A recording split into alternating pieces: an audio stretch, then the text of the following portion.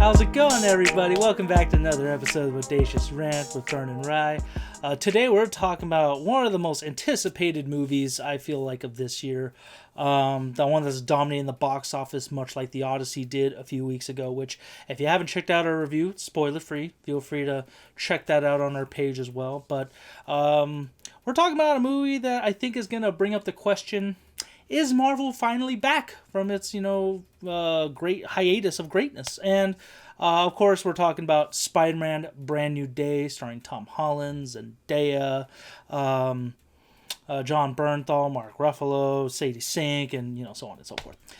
This is also spoiler-free because this is one of those movies that it's definitely, not only is it a Marvel movie, and I know some of us, Bern and myself included, are a little iffy on Marvel, but Spider-Man is one that they haven't missed yet, in my opinion, so definitely worth checking out, whether you're, Spider-Man fan or Marvel fan, or if you just want to see something fun and wholesome and just another spectacle, much like The Odyssey. And we're not going to ruin it for you, so if you happen to like the movie or like our channel, feel free to show your support with that. Give us a like, ring the bell for notifications, and as always, subscribe just to join the ranting community. Recap after the events of No Way Home, in which, I guess, minor spoiler if you haven't still seen it, at No Way Home. Spider-Man and Doctor Strange cast a spell where everyone would forget who Peter Parker was, essentially erasing him from the MCU's existence, at least his identity, not Spider-Man. So Peter is forced to kind of divide himself. Is he going to be Spider-Man? Is he Peter Parker? So he's kind of doing that solo stuff that a lot of fans have been wanting to see, and it's a much darker place because he has no support system right now. He has his own support system, and not only does he have to deal with that, but he also deals with new threats growing ever so in New York City, particularly a strange new character that is really messing with him, and while he's also dealing with his own personal quote-unquote evolution. That's about as far as I can go without spoiling it, but also there's trailers out there. And I would say avoid social media as much as possible if you haven't seen it yet, because like The Odyssey, this movie, and I'm sorry I keep bringing that up, but these are the two movies this year that have been selling out like crazy. I have never seen this in a long time, but it's always nice when people are back to the theaters. So, my personal favorites, like Spider-Man wise, have been No Way Home. I thought was great because we got to see Tobey Maguire and Andrew Garfield come back in that one in a multiverse story. And also, you can't forget the GOAT Spider-Man 2 with Tobey Maguire and Sam Raimi directing it, because that's easily, I think that's the conversation that comes up too. Is that or Dark Knight the best superhero sequel ever? So this one I was kind of on the fence about just because Marvel has been really hit or miss. Last year we had the Thunderbolts, Captain America, and did I say Thunderbolts already, or Fantastic Four? I forgot what it was. Yeah, those three. Those three, yeah. While Captain America was a bit of a flop, unfortunately, for many behind-the-scenes reasons, Thunderbolts and Fantastic Four were solid entries in the MCU. But it's still one of those things, like, are we hitting the superhero fatigue? Or is Disney just treating this like a cookie-cutter factory? Just same thing over and over and over again. But man, after watching this, I can definitely say Spider-Man is the exception to that. And I think the Spider-Man movies in the MCU have been the strongest franchise, aside from like Guardians and maybe, I would still say Captain America, even though Brave New World was a bit of a dud. We still have the first three with Steve Rogers. So, Bern, before I keep wasting everybody's time, what did you have to think about this one? I know you're a Spider-Man fan like myself, more so than myself. What did you have high expectations going in this, or were you kind of hesitant? And what did you think? Yeah, I mean, I definitely had a good amount of expectations coming into this one, just because of where the character sort of left off at the end of No Way Home, as you mentioned, where he's kind of like now like the Spider-Man that we're all like wanting and that we all like sort of recognize, right, as sort of the more traditional version of Spider-Man.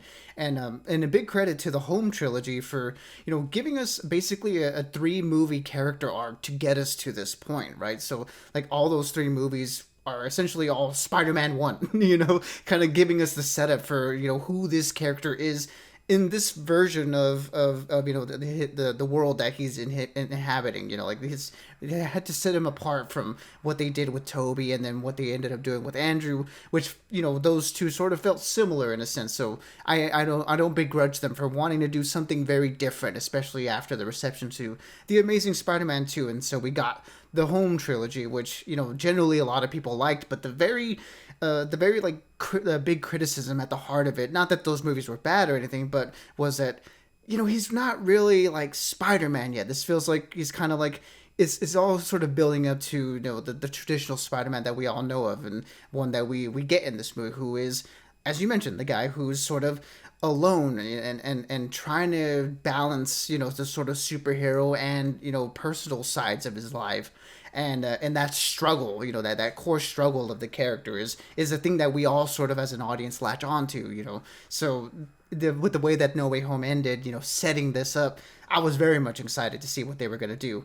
Didn't expect to wait 5 years for it. It's kind of one of those things where it's like, man, it has been a long time, but it's almost been sort of like a blink of an eye type of thing. So, in the lead up to this hearing that, we're getting a new creative team. John Watts isn't coming back. We have in the director's chair here Destin Daniel Cretton, who was, the director of Shang-Chi, Short Term 12, and one of the creative leads on the Wonder Man series that came out earlier this year. That was excellent. So I thought, okay, we're gonna get a new take on this character, and I think we definitely got that. I mean, I think from the trailers alone in the lead up to this movie, this looked so distinctly different from the Home trilogy and from a lot of MCU movies, which, my criticism of them is they all kind of look a little bit samey, when you don't have a director who has like a very clear creative vision. It all just sort of kind of like gets swallowed up in this like MCU sort of pool, and it all kind of like feels and looks the same. But just from the look of it alone, it felt like it was going to be different. From the way that all the creatives have been talking about it, it feels like it was going to be different. And the way that Tom Holland himself, was saying that he wanted this movie to be, to set itself apart and to give sort of the fans what they wanted. I think they succeeded in all of their endeavors in giving us the Spider-Man that the traditional Spider-Man that we all know and love, but within the guise of this MCU, and I think working within these boundaries really, really well. I think this movie, out of a lot of other Marvel movies, sort of like does the thing that we kind of wanted them to do, which is like, hey, these things are happening in New York. Where are all these other characters? And I think this plays around in the wider cinematic universe really well, while not losing the sort of central focus of the story, which is Peter and his struggles, right? So you get cool things like John Bernthal's Punisher and Bruce Banner's Hulk and all these other new characters that are being added into it, but you don't lose the sense of like, oh, this is Peter Parker's story. And I think they really nailed down that aspect. This is sort of essentially Tom Holland's Spider-Man 2, in the sense that he's kind of going through sort of the inverse of the struggles that Toby was going through, where now he's sort of having to balance this persona of Spider-Man that's sort of all consuming now, and how does he navigate his personal life within that. And that's endlessly interesting and endlessly like dramatic territory to mine from for not only the actor but this character. So I think Tom Holland gives his best performance, in my opinion, as Peter Parker, Spider-Man, in this movie. And it's because of all the stuff that he has to work with. I think the script here serves him and his character really, really well. And I mean, not to say that personal side of things is the only thing that works, because the action scenes in this movie are absolutely incredible. For anyone who saw Shang-Chi, it's like they brought a lot of those elements and put it into a Spider-Man gift wrapping, and we get some of the coolest looking fight sequences, I think, in any Spider-Man movie, live action at least, ever. So all these elements that this movie has to like juggle, I think it did it pretty well. I mean, I don't know how you felt about all those things. Yeah, I would say it's still. I think an expansion, like how you brought up the expansion of the MCU, or how it's connecting itself to the MCU in a way, I think it's definitely done a little bit better of a job since. I mean, actually, the Spider-Man movies have always done a pretty solid job of that. The only one we could say an exception was No Way Home. There really wasn't much Marvel there, but even then, we still got Doctor Strange in that one. But I think that was solid. And honestly, with all the action, which of course I got to see my boy John Bernthal's the Punisher again, one of my favorite anti-heroes ever. And we had a crazy cool scene with the Hulk. Not gonna spoil it, but I think fans of the Hulk are going to be very satisfied with this one, or at least they should. And if you're not, then I don't know what. There's nothing to please you. But I would say, yeah, I definitely agree with you. I feel like this is the most Spider-Man movie we've had, and rewatching the Spider-Man series, or at least ever since he appeared in Civil War, it's definitely Spider-Man. I feel is definitely like underpowered in this one, but like in the MCU in general. But I feel like this one, we're finally getting to see Spider-Man, especially if you've played the Insomniac games from the last several years. It's almost like seeing that fight choreography come into live action, and it is phenomenal. And Tom Holland's acting, Burns said it perfectly. It's amazing, and honestly, the supporting cast too with Jacob Batalon and Zendaya, I think we're also really big to the emotional core of this story for Tom to really feed off of and project into this. And Sadie Sink's character, who I'm not going to reveal who it is, definitely don't want to be a part of that spoiler chain. She did a great job as well. Everyone did a fantastic job in this one. A lot of good things. Does it hint towards Avengers Doomsday? A little bit, yes and no. It's kind of just like it's like a little softball pitch to the next movie. So, with everything being said, this was very satisfying. There is just something missing from it. I think maybe I had to temper my expectations with part of the storylines a little bit. Byrne knows what I'm talking about because I've talked to him about what I wish I would have seen in this movie. But I'm going to give this a hard 4 out of 5. It's damn near a 5 out of 5, which I haven't gotten into a Marvel movie in a long time.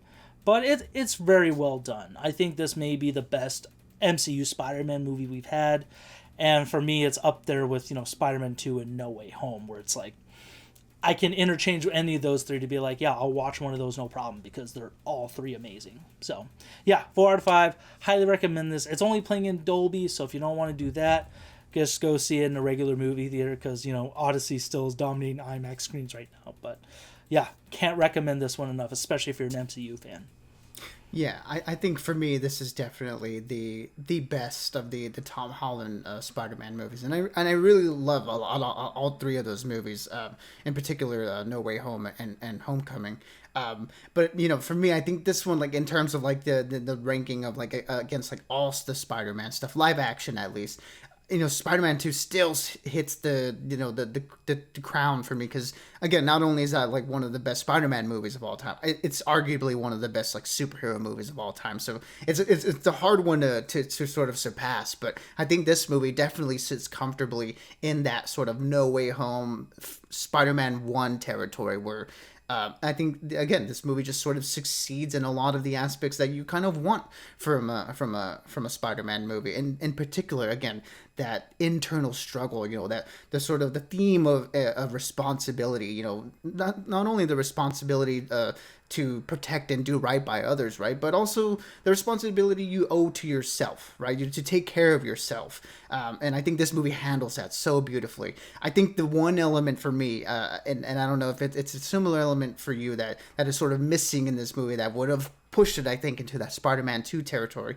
is I think this movie does sort of lack a big villain. I mean, not that the antagonists in this movie are bad. I think they serve their purpose greatly. I think to sort of service Spider-Man and his story, right? But I think just to get into that upper echelon, you would have needed something like a Willem Dafoe's Green Goblin, or Alfred Molina's Doctor Octopus. Not those characters, but I mean that sort of caliber of writing for a villain and performance, to sort of again elevate that sort of more physical element of antagonism for Spider-Man in his story. This movie didn't have that. I think, again, I don't think the antagonists are bad. I just think if it were a little bit stronger, I think this would have like given the movie a little bit of an extra boost on that aspect, to sort of match the internal struggle with an external force that is equally as dominant and oppressive to like sort of battle against. But again, what we got in the movie, I think, worked for his story, and it's much more of a cerebral battle that Peter and Spider-Man are going through in this one. So I don't sort of hold that against him. I just think if it didn't have that element, it would have gone on that level for me. But other than that, I thought it was great. Again, the performances are all fantastic. I think the side characters are all used really well. The action sequences are exciting and fun to see on screen. Again, like you said, takes a lot from the Insomniac Spider-Man games, which I love. So seeing a lot of those things represented on screen was really cool. And yeah, man, this is just one of those things that you want from a summer blockbuster movie, and this feels like this is something that we've been wanting from Marvel for the last few years, and it feels like we haven't really been getting. But I think they and Sony really delivered on this one, and yeah, I can say as a Spider-Man fan, I'm so happy with everything that we've gotten here. So yeah, I highly recommend this to everyone. Not that I need to, because like you mentioned, this movie's already making gangbusters on its opening weekend. So yeah, if you're gonna go check this out, anytime soon, I think you're gonna leave the theater very very satisfied. Absolutely. I'm sorry, Bern. I was getting caught up in what you were saying. But you're giving this a 4 out of 5 as well. I'm sorry. Yes, I didn't get the score, but yes, this is going to be a 4 out of 5 for me. Just because, again, Spider-Man 2 is the 5 out of 5.